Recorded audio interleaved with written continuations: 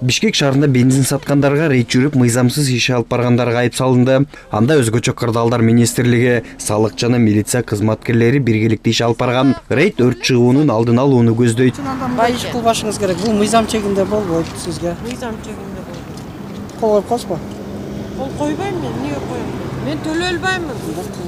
Бензинди сатуунун мыйзамда көрсөтүлгөн талабы бар. Аны үчүн ишкер биринчи кезекте салык кызматтан каттоодон өтүшү зарыл. Ошондой эле желим бөтөлкү менен эмес, атайын жай ачуу керек.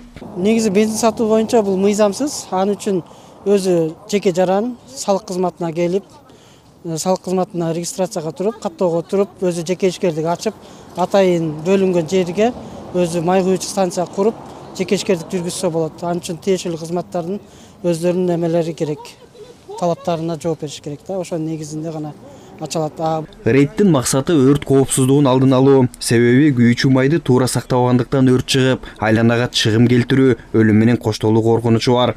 Ушундай калктуу конуштарда, көчөнүн четинде сатып аткандар ошол эле туштарда гана үй ичинде кандайдыр үйдүн складтарында, кампаларында сактап атат да, эшиктин алдында сактап атат. Өткөндө эле бизге сабак болду.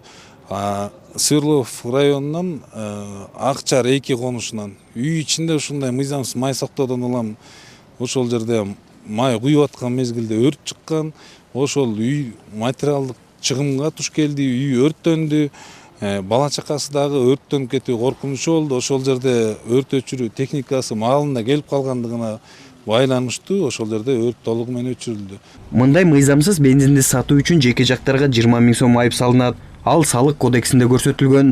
Мекемеден билдиришкендей, эми рейд байма-бай уюштурулуп турат. Телегетелев Мээринбек Жусупбек уулу, ЛТР, Бишкек.